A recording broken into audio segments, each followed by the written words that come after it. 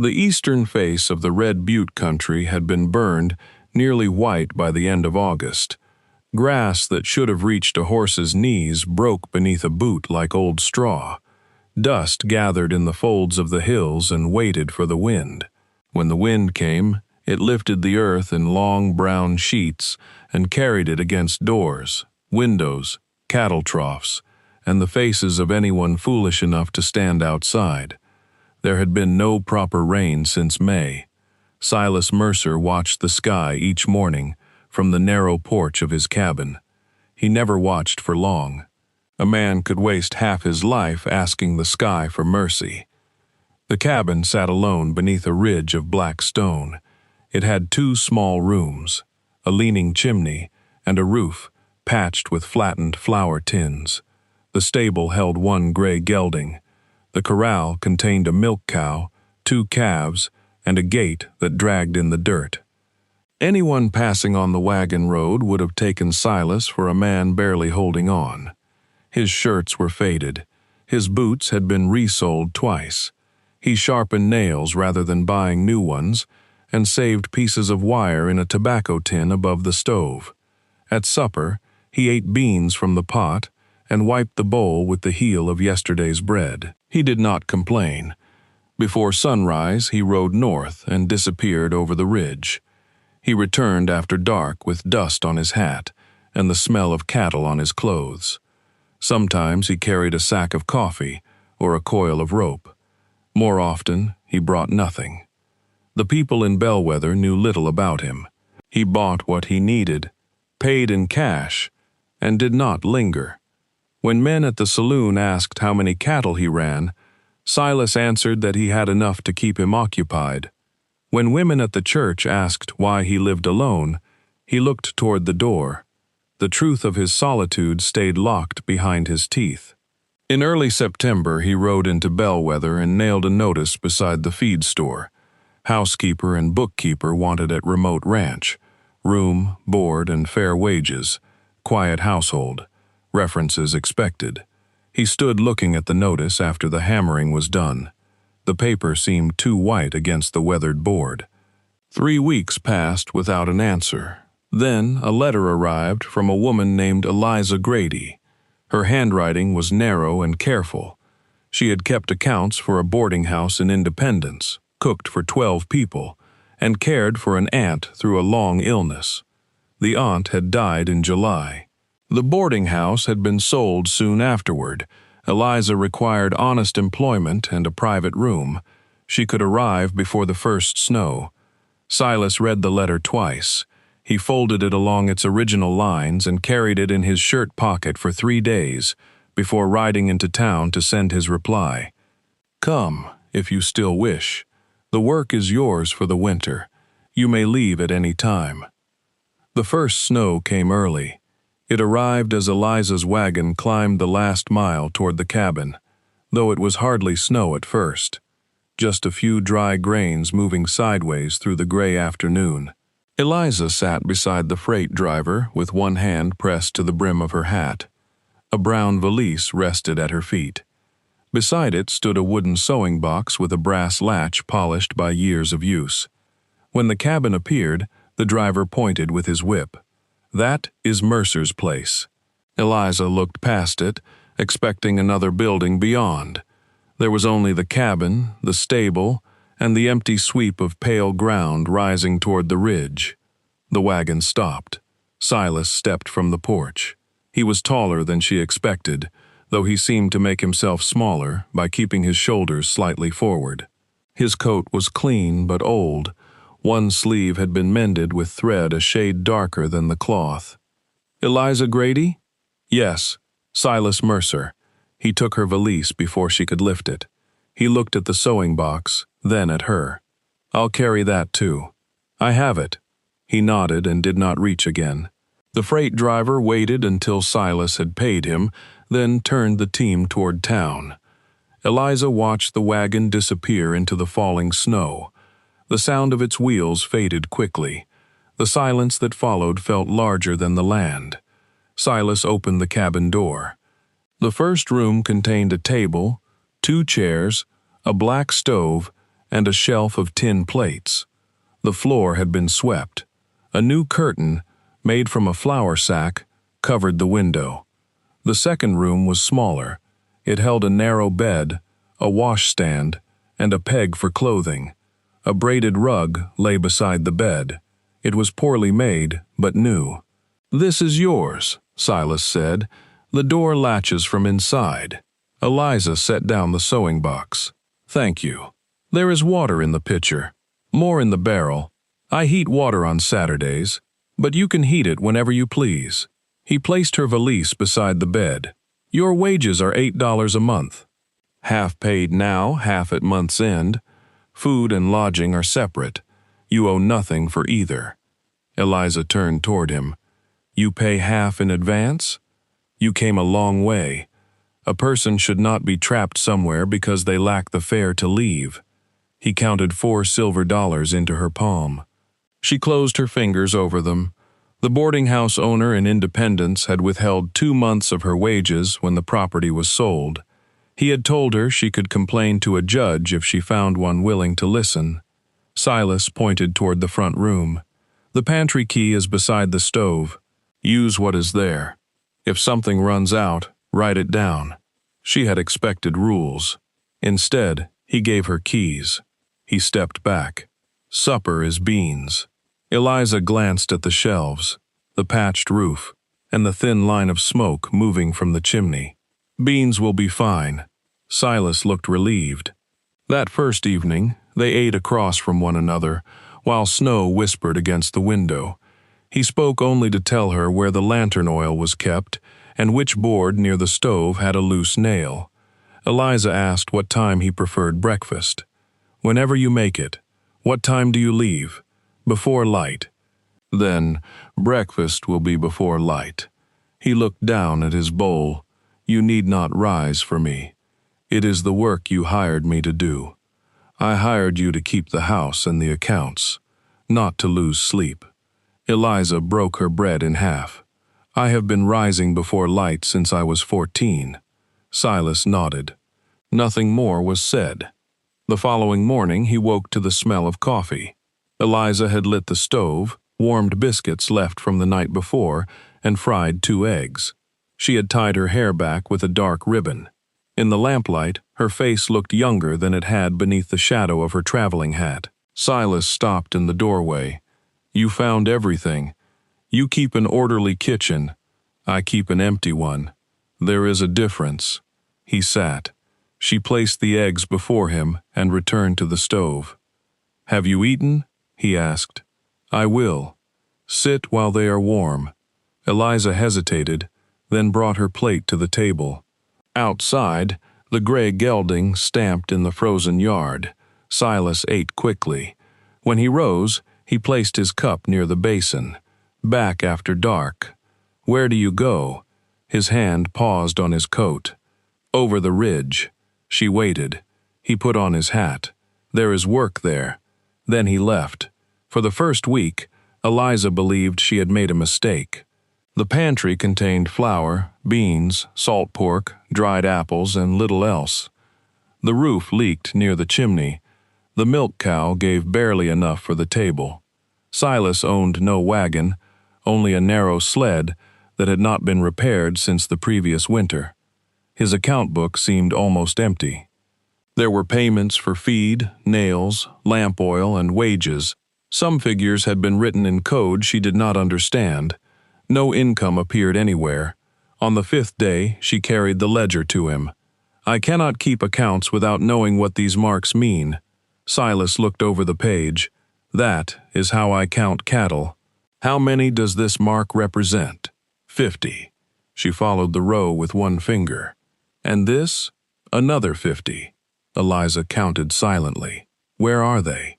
"Beyond the ridge." She looked toward the dark line of stone visible through the window. "I have not heard them. You would not from here." He closed the book. She thought perhaps he managed cattle belonging to someone else. The small payments in the ledger might have been his portion. His pride prevented him from saying so. Eliza understood pride. It was the last possession poverty allowed a person to keep. She did not ask again. The days settled into a pattern. Eliza rose first and lit the stove. Silas carried water before breakfast. After he rode away, she swept, baked, washed, and entered figures in the ledger, according to the marks he left on scraps of paper. At noon, she ate alone. Near sunset, she set a second plate on the table. Some evenings, Silas returned before the food cooled. Other evenings, she covered his portion with a tin plate and placed it beside the stove. He always ate it. He never praised the food, but the portions disappeared, and sacks of flour appeared in the pantry before the old ones were empty. Silas repaired the leak above her room after finding a basin beneath it. He did not mention the basin. He climbed onto the roof in freezing wind and worked until dusk. Eliza mended the tear in his heavy coat after finding it draped over a chair. She did not mention that either. When he put it on the following morning, his fingers touched the new stitching. He looked toward her. She was slicing bread with her back turned. "Thread holds better when the cloth is still strong," she said. Silas buttoned the coat. "So does wire." That was as close as he came to thanks. October passed. The land turned hard beneath the cold. The wind moved constantly along the ridge and made the cabin timbers groan. Eliza found a bundle of dried sage hanging in the stable. She crushed a little into hot water and placed the cup beside Silas when he came home coughing. He stared at it. "It tastes bitter," she said. "Drink it anyway." He drank it. 2 days later, the cough was gone. A week after that, Eliza discovered a wooden shelf fixed to the wall above her washstand. It had been sanded smooth. 2 small iron hooks had been placed beneath it for her hat and winter shawl. Silas had installed it while she was gathering eggs. She placed her sewing box on the shelf. That evening, she set a slice of dried apple cake beside his plate. Neither spoke of the exchange. The first deep snow came in November. It buried the wagon road and filled the ravine east of the cabin. Silas spent the morning cutting a path to the stable. When he returned inside, ice clung to his beard. Eliza held out a towel. "You should not go over the ridge today. Men are waiting." "What men?" "Ranch hands." She folded her arms. "So you do work for another ranch?" Silas wiped his face. "I work with them." "Is it worth freezing to death?" "Not usually." "Then stay here." He looked toward the window, where snow pressed against the lower panes. "I suppose the cattle will survive one morning without me." Eliza turned back to the stove. She smiled only after he could no longer see her face.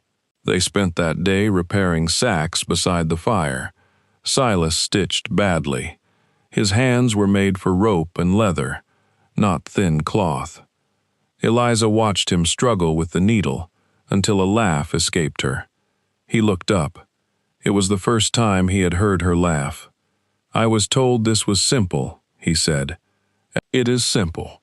Then the needle is defective." She moved her chair closer and took the sack from him. "Your stitches are too large. They are strong. They look like fence posts. They hold the cloth until the cloth tears around them." She placed her fingers over his and guided the needle through the burlap. Small stitches, close together. Silas watched her hands. Her knuckles were red from washing in cold water. A pale scar crossed the base of her thumb. "What happened there?" he asked. "Broken cup." "At the boarding house?" "Yes." "Did someone throw it?" Eliza's hand stopped. "The owner threw many things." Silas said nothing for a moment.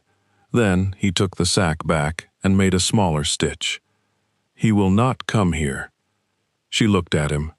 Silas kept his eyes on the needle. Eliza did not ask how he could be certain. By December, the cabin no longer felt empty. There were jars of herbs on the window ledge. A second lamp stood on the table. Eliza's shawl hung beside Silas's coat. Her handwriting filled the account book in straight, clean rows. Silas began returning before supper more often. Sometimes he brought small things from town, a twist of cinnamon, a bar of scented soap, a packet of needles wrapped in blue paper, Eliza protested each time. You should not spend money on things we do not need. You needed needles. I had needles. One was defective. For several seconds, she stared at him. Then she laughed again. Silas lowered his head, but she saw the corner of his mouth move. On Christmas morning, Eliza found a length of green wool folded outside her bedroom door.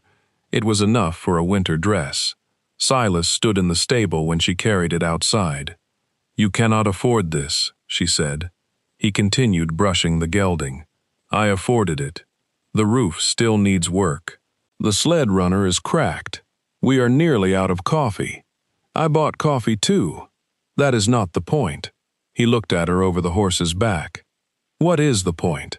Eliza held the wool against her chest. You do not have to pretend things are easier than they are. The brush stopped. Silas's expression closed in a way she had not seen before. I do not pretend. I did not mean to offend you. You did not, he resumed, brushing. The matter ended there, but the silence lasted through dinner. 2 days later, Silas left a folded paper beside the account book. It was a receipt from the Bellwether Mercantile. The wool had been paid for with cash, so had 4 sacks of flour, 20 pounds of coffee, new leather for the sled, and enough roof tin to cover the entire cabin. At the bottom of the receipt, Mr. Talbot had written, Balance remaining on account, $1,842.60. Eliza stared at the figure. When Silas returned, she held up the receipt. Is this yours? Yes. You have $1,800 at the mercantile. Some of it will be used for spring supplies. Some of it. He removed his gloves. Eliza opened the account book. There is no record of this money. It is in the other ledger. What other ledger? The one in Bellwether. Her face grew warm. She had spent months dividing salt pork into careful portions. She had watered soup to make it last.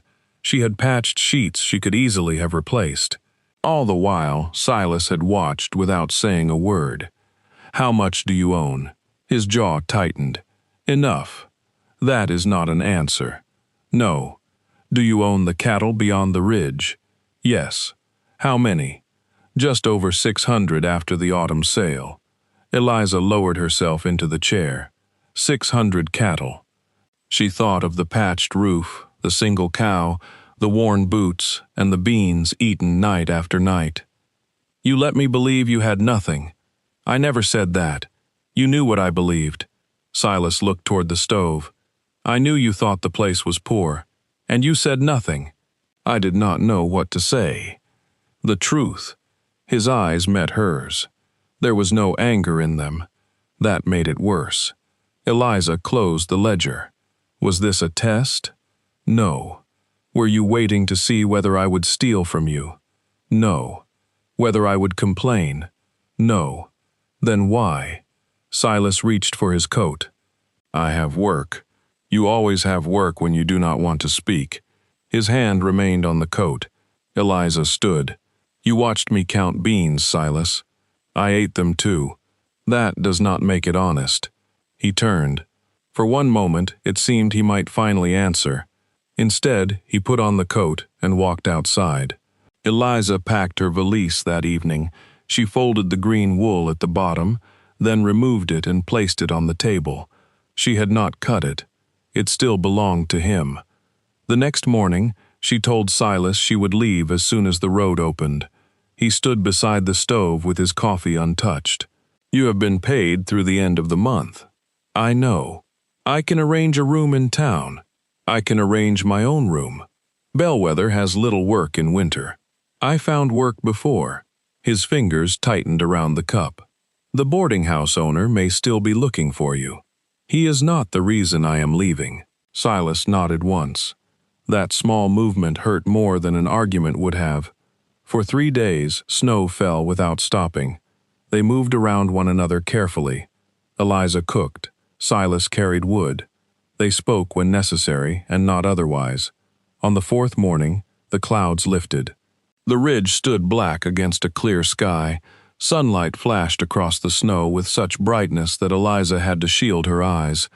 Silas saddled the gray gelding and brought a second horse from somewhere beyond the ridge.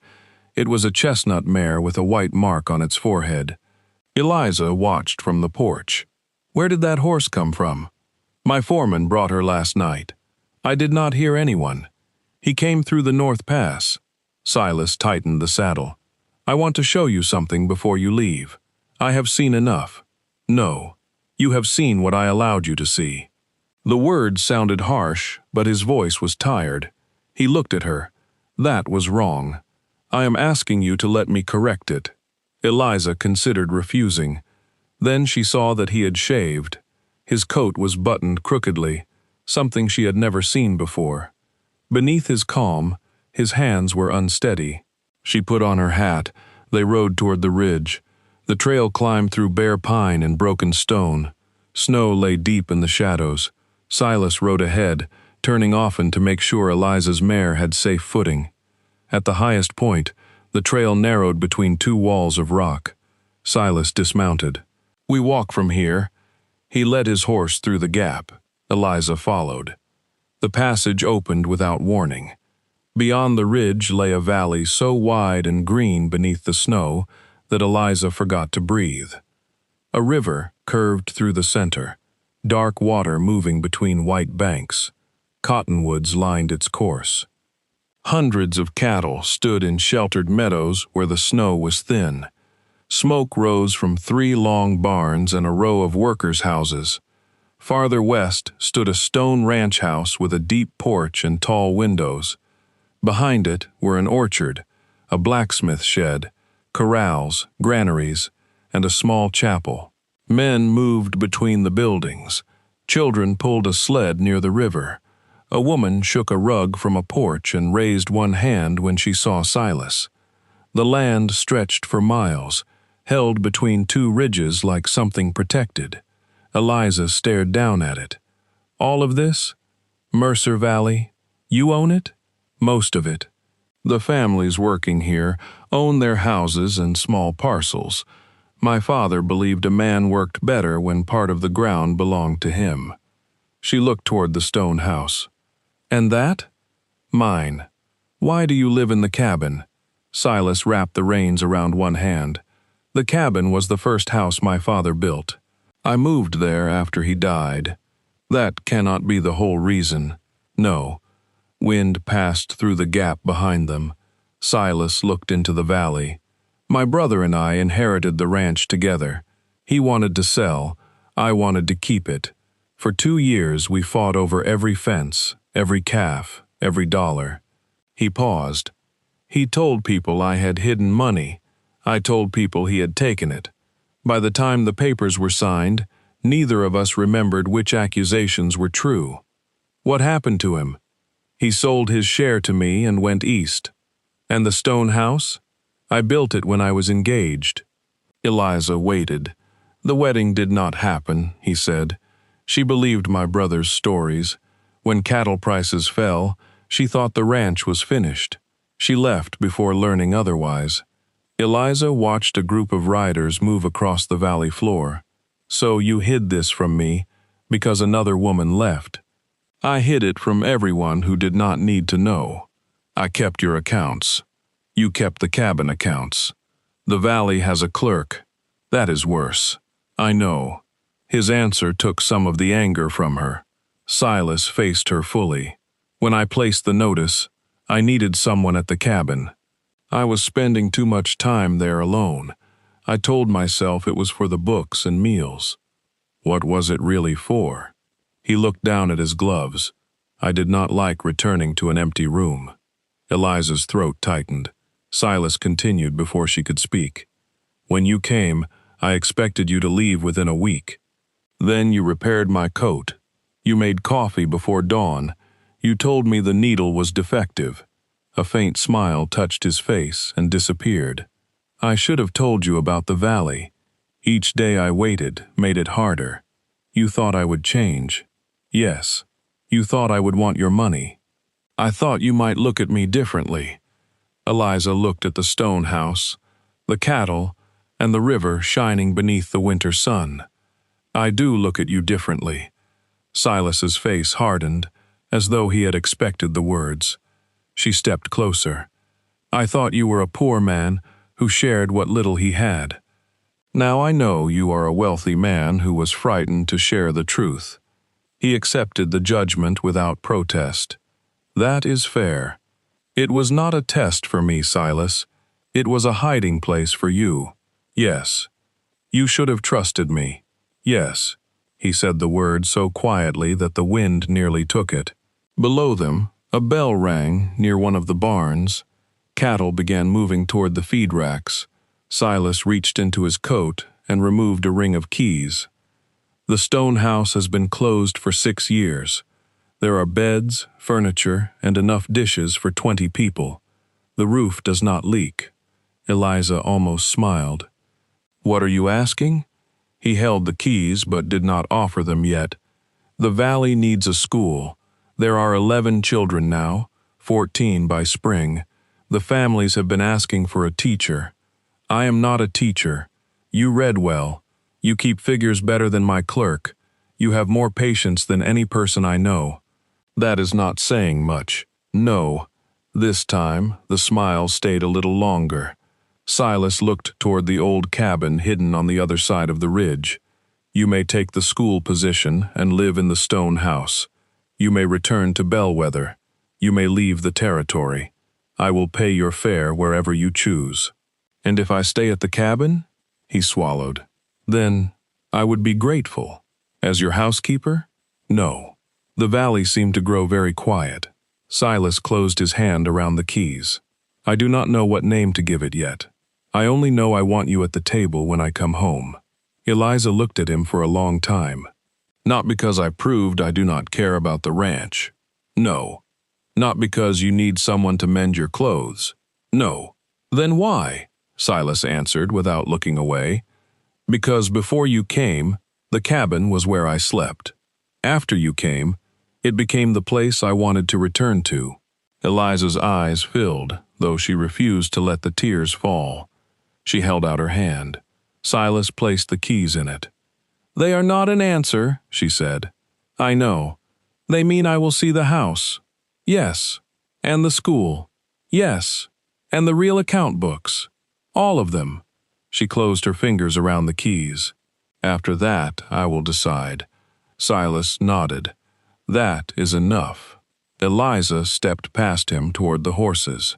After several paces, she stopped. "The green wool is still on the table. I saw it. I may need it in the valley." "You may. And the cabin roof needs more than tin. 2 rafters are soft." "I know." "You knew? I was hoping you had not noticed." She looked back at him. For the first time since she had met him, Silas Mercer laughed. It was not loud. It did not last long. Yet the sound carried down into the valley, where the cattle lifted their heads, and the children near the river turned toward the ridge.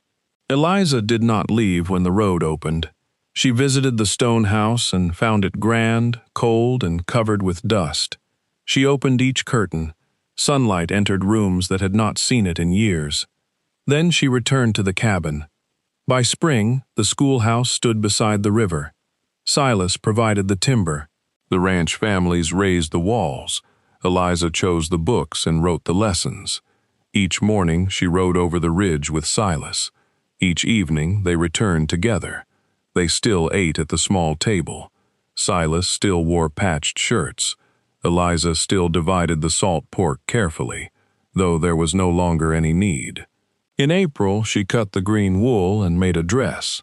Silas found her wearing it on the porch one Sunday morning. The valley beyond the ridge was bright with new grass, but he did not look toward it. He looked only at her. "Needle worked," he said. "It was never defective." He stepped beside her. Eliza slipped her hand into his. For a while, neither spoke. Behind them, the cabin door stood open. Coffee warmed on the stove. 2 plates waited on the table. At last, Silas reached back and pulled the door closed against the morning wind. Then they walked toward the ridge together.